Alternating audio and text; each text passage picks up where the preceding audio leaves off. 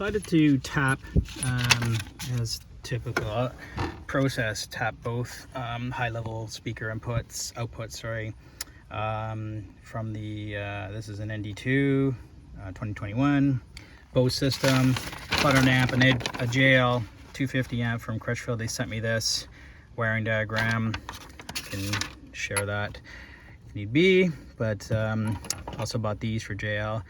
Way overpriced for what they are, but I just couldn't be bothered buying my own or making my own. So here's what we got. This is the connector. It's tight space here, so take it easy, man. I'm trying to make it work here. So that's a connector that goes, let me zoom out here.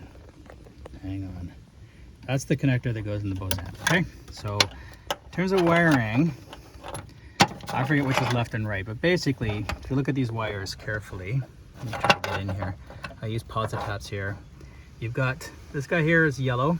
There's actually a gray stripe on it, but yellow, not mistaken, it maybe has a stripe on it. So let me just turn it over, no stripe. The other one for the input is a white and black. So that's this one channel. So yellow and white and black for, I think it's the left, hang on.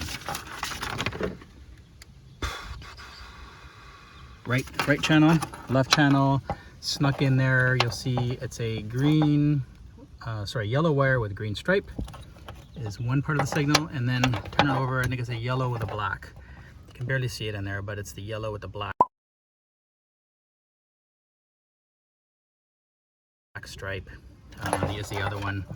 That would be the left channel. I stuck an oscilloscope. I actually earlier hooked up. I was just going to do the right channel, but then it decided that in some music the bass actually may shift between channels, so I might as well do it right and just have instead of split, just have both signals putting out to the amp.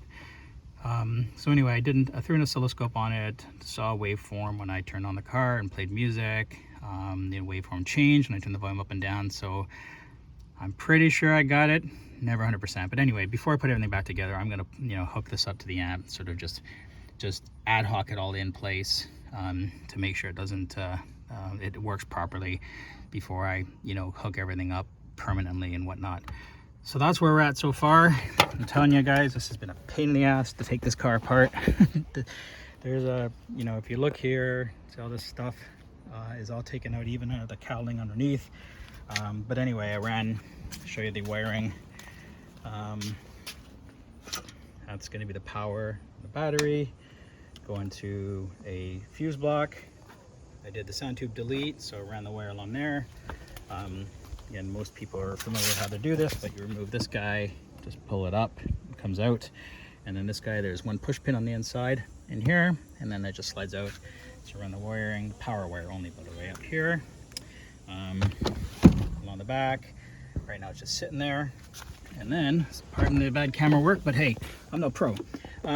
So the power is going to sort of run into this area here. I actually found a good ground. I did some testing, multiple points of testing on the chassis of the car to make sure that that's a good quality ground signal. And I'm getting it, even though this is actually lifted off, but it actually runs, touches multiple points and multiple screws here. So basically, total continuity, about 0.000 ohms. So sorry, other way around. Anyway, you know what I mean, total continuity.